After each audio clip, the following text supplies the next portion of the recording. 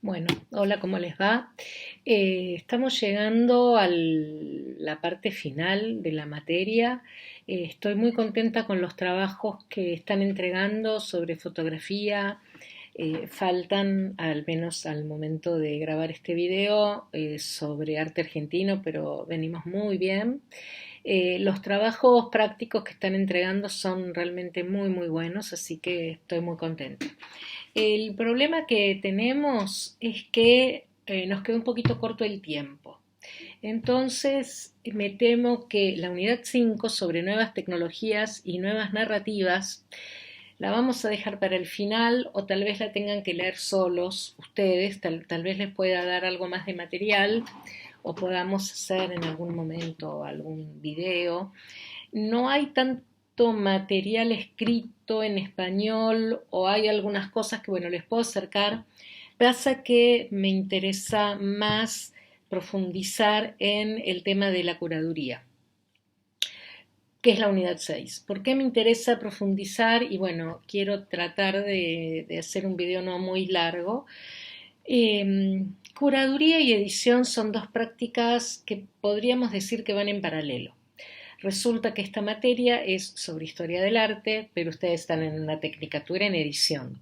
Por lo cual, bueno, se juntan por fuerza, o al menos van en paralelo por fuerza. Y además le sumamos otra cosa, que hoy en algunos ambientes de la edición se habla de la curaduría o se habla muchas veces de la curaduría de contenidos, como que está de moda hablar de curaduría y hay algunos autores, perdón, que hablan incluso de la curaduría como una especie de estado superior, de alguna forma, de la edición. Como que la edición, tal vez como práctica, pueda cambiar, modificarse, pero que la curaduría va a estar siempre ahí como una selección fina de contenidos, pongámosle, contenidos u objetos. Yo tengo una posición propia al respecto porque trabajo en el ambiente del arte y creo que la curaduría es una profesión con un montón de conocimiento propio y con una gran expertise y que además la curaduría trabaja de una manera diferente sobre los contenidos que selecciona o cura, o más bien no trabaja de una manera diferente, pero tiene otra clase de problemas. Es lo que yo creo que les decía el otro día. Es un camino que se junta, pero en algún momento se separa. Y esto lo digo también en plena cuarentena, cuando estamos pasando todos por una cantidad de formatos virtuales donde todo se ha virtualizado. Y de alguna manera, si piensan, todo se ha vuelto un contenido. Bueno, yo quiero hacer algunas reflexiones rápidas sobre la curaduría. Eh, por ejemplo, los paralelismos entre curador y editor, como los venimos viendo, tienen que ver con la selección de contenidos, con poder agregarle valor a aquellos contenidos que elige, con tener un trabajo intelectual y creativo también a partir de aquellos contenidos con los que trabaja. Pero creo que básicamente la selección, el valor agregado y el trabajo de mediador, porque siempre el curador y el editor van a estar entre un creador, pongámosle un artista, un escritor, un pintor, un poeta, y el visitante o el lector o, bueno, el usuario. La pregunta es, ¿qué es un curador? ¿Por qué no habría, podríamos haber empezado por ahí? Curador es una palabra, es una profesión que se remonta a lo largo en el tiempo, hace muchos años. No, es una palabra curiosa, ¿no? Curador, como alguien que cura, y de alguna manera tiene que ver con el curar o tener algo a cura. Es una palabra que también en España, por ejemplo, se usa la palabra comisario para hablar del curador, pero en práctica el curador, si quieren, es lo que un editor a las muestras. El curador es quien concibe, diseña, quien piensa un tema y piensa qué obras, para decirlo en la forma más simplificada posible, qué obras van a formar parte de esa muestra. Ojo que dije tema, no dije artista. Un curador puede pensar en la muestra de un artista o puede pensar en una muestra sobre un tema. Inclusive puede ser una muestra sobre un tema de investigación. Por eso hoy se habla tanto de la curaduría de investigación. Por lo tanto, un curador, una curadora son aquellos que realizan las muestras de arte. Verán que, en ese sentido, podríamos decir, un editor es el que hace libros, también selecciona, también es un mediador, y hay algo del trabajo que muchas veces las mismas personas realizan ambas tareas. De hecho, yo en otra formación, en una maestría en curaduría, doy una materia que se llama curaduría editorial. Así que, como verán, este tema tiene para decirse mucho. Tal vez después haga algunas mayores aclaraciones, pero no quiero dejar de lanzar esta unidad, dado la falta de tiempo que tenemos. Otra cosa que me importa mucho, lo que les quería terminar de decir con respecto al curador y a la curaduría es que es un concepto que hoy está de moda, que en el mundo de la edición se está usando mucho, como si el concepto de edición no alcanzara. Y a mí me parece que eso tiene como una cierta discusión, que estoy seguro que para el nivel que tienen ustedes como alumnos podríamos llegar a tenerla. Así que estaría bueno, tal vez, los voy a invitar a otra reunión virtual, que el otro día vinieron 3, tal vez el tema no era muy convocante, pero para este tal vez sí, porque además en su trabajo como editores puede ser que les toque editar en un museo. Y editar en un museo, además de ser un trabajo muy bello, es un trabajo más complejo, porque estamos hablando de que quien edita libros o publicaciones de museos o catálogos o material educativo o material de prensa, está pensando en la edición de algo que sucede en un determinado tiempo y espacio para un material que va a suceder en cualquier momento y en cualquier espacio. Por lo cual eso implica tener en cuenta ciertas cuestiones que la edición exige. Por supuesto, para los momentos que vivimos y si se quedara, más anclado en estas prácticas de visitas, los museos virtuales o las muestras virtuales, también tendríamos que pensar como editores. Por eso me interesa explicarles un poquito, quiero ver el tiempo, cómo funciona el mundo del arte y algunas cuestiones para que les quede claro. Los formatos de la exhibición del arte. Quiero que diferencien un museo de una sala de exhibición, de lo que es una colección, qué es una bienal y qué es una feria de arte. Un museo, por definición, es una institución que puede ser pública o privada, pública nacional, provincial, local. Un museo que puede ser de arte o de cualquier otra cosa, pero bueno, en nuestro caso va a ser de arte, pero un museo se diferencia de las otras instituciones porque posee una colección propia. Entonces, la definición de museo, el museo no es solamente aquella institución que posee una colección propia, sino también una investigación que por lo general, por el estatuto del museo como espacio y como institución pública o como institución cultural, debe poseer una colección propia, debe protegerla, mantenerla, conservarla o restaurarla y también promover investigaciones y una funcionalidad o una función educativa. También debe investigar. Los museos, de los más chicos a los más grandes, también cumplen con esta función, porque es parte de lo que le dan a la comunidad también, el resultado de esas investigaciones.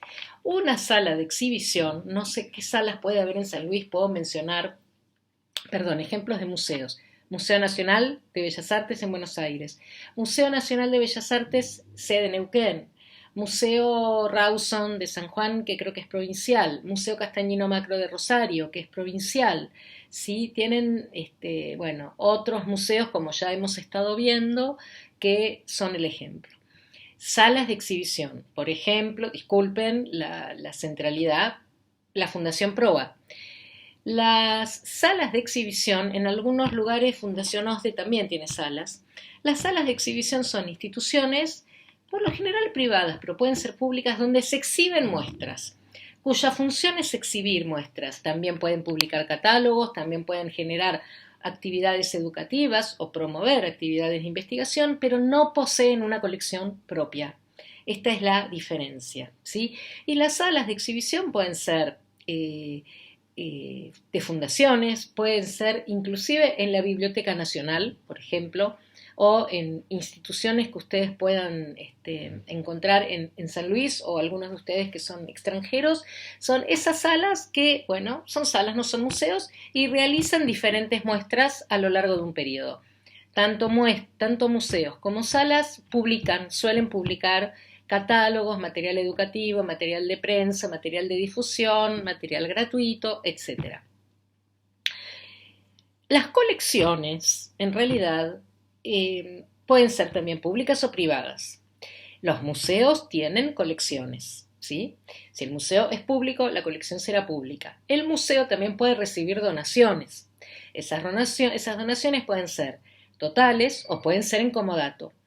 La colección Constantini es la colección privada del señor Constantini, que además es el dueño de un museo privado donde las exhibe, el Museo Malva. Él no lo donó, él lleva su colección privada a un museo que hace abierto al público y que es privado. Tampoco los diferencia si se cobra o no se cobra. Tengan en claro eso. Por más que el Malva cobra, bueno, ahora el Bellas Artes a los extranjeros creo que cobra. Los museos, las colecciones pueden ser entonces privadas, que se exponen en colecciones, en museos privados. Las colecciones públicas a veces derivan de donaciones de colecciones privadas a los grandes museos. Si ustedes van a los grandes museos nacionales o provinciales, van a encontrar nombres en las salas, y ahí esa es la explicación de la colección. A veces los coleccionistas tienen determinadas condiciones cuando donan. Ahora, a veces también algunas colecciones se compran. Lo que a mí me importa que sepan de la colección es que un coleccionista no es que compra o encarga o adquiere o colecciona obras cualquiera porque le gustan. Hay un tema. Entonces, yo puedo ser un coleccionista de arte europeo del siglo XVIII, yo puedo ser un coleccionista de arte abstracto argentino, yo puedo ser un coleccionista de arte político de los 70, pero tiene que haber un tema, si no, no es una colección. Y la colección vale como tal, vale como colección. Si yo compré muchos cuadros que a mí me gustaban, porque me gustaban como obra de arte o porque combinaban con el sillón, no soy una coleccionista. Es como si ustedes coleccionaran figuritas, coleccionan algo en particular. Eso es una colección, ¿sí? Ahora, hay otros formatos de exhibición. La colección puede estar exhibida o no, o sea, siempre va a estar exhibida, aunque sea en el living de la casa del coleccionista, pero puede ser que esté expuesta al público. Luego tenemos las ferias. Las ferias de arte, como Arteba, son ferias, eventos que se hacen anualmente o cada 2 años, donde las galerías, por lo general las galerías y a veces algunos museos, venden obras. Entonces las ferias tienen un fin absolutamente comercial, tienen que tener esto claro.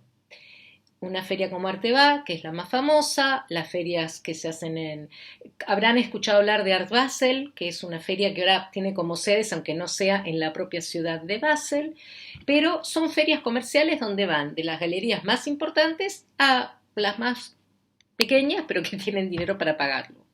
Las bienales son especies de, no son ferias, pero no son salas, ni son museos, ni son colecciones. Las bienales son eventos que se hacen cada 2 años, donde se muestra lo más reciente o la producción reciente del arte, de un determinado lugar o de lo que la bienal proponga. La Bienal de Venecia es la bienal más famosa y es la bienal más antigua. La Bienal de San Pablo también es muy famosa y es no es tan antigua, pero es muy tradicional. Y las bienales tienen sus estatutos de fundación también. Uno de los objetivos de la Bienal de San Pablo es la función educativa, por lo cual producen publicaciones muy interesantes. Después voy a ver si les subo algo o si les muestro. Y lo distribuyen, o al menos lo distribuían por todo el interior del Brasil a los profesores.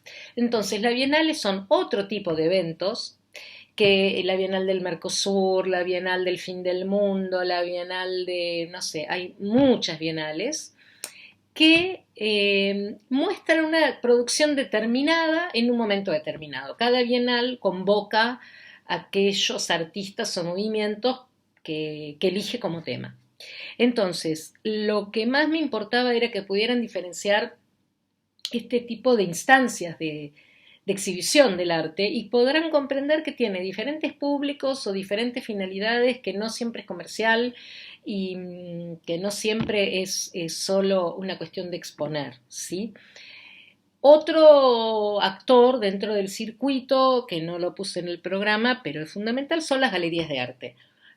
Que lo que les dije, las galerías van a las ferias, pero las galerías atienden en sus galerías, que puede ser en un negocio, puede ser en un departamento, suelen tener sus clientes, son intermediarios también entre los artistas y los coleccionistas o compradores, asesoran, trabajan muchas veces los galeristas, los marchands, con los artistas, les sugieren, van a los talleres, los visitan. Ahí es donde el editor y el curador, a veces el galerista, tienen una relación muy especial con el creador, artista, autor. Por último, lo que quiero resaltar es la importancia de publicar en el arte contemporáneo y en general. No tenemos mucho tiempo ahora de hacer una historia de los catálogos, pero les podría decir que los catálogos como listas de obra prácticamente precedieron al concepto de curaduría y de galería y de museo. Por eso yo insisto tanto en que escriban bien los datos técnicos, etcétera, etcétera. En este momento, las reglas del arte, del sistema del arte, llevan a que los artistas necesiten tener algo para mostrar, que muchas veces es un libro, pero también a veces el arte contemporáneo, a mí me gusta mucho el arte contemporáneo, pero es cierto que hay obras que son difíciles o que ni siquiera son buenas, pero que funcionan en este sistema, y a veces esas obras necesitan ser explicadas para ser comprendidas o necesitan un contexto. De hecho, muchas veces los catálogos de los museos pasa que incluyen aquello que en la muestra no se puede mostrar, una investigación histórica, más datos sobre las obras que no están en las paredes. Entonces, las publicaciones de arte son muy importantes para la obra de arte, por lo cual, me parece importante que esta materia la podamos cerrar así y que ustedes a lo largo de estos contenidos puedan entender cómo los dos mundos van de la mano, a veces se separan, a veces se juntan, pero se necesitan. Ustedes como editores tal vez van a necesitar reproducir obras de arte para una tapa de una novela o para un libro de la secundaria, pero también puede ser que trabajando en un museo necesiten o que ustedes puedan encontrar trabajo en un museo como editores, porque también hay texto en un museo, hay texto de sala, hay texto en las paredes, hay texto en los folletos que se entregan gratis. Así que bueno, un poco a esta conclusión quería llegar. Luego les dejo por escrito las indicaciones para el trabajo práctico.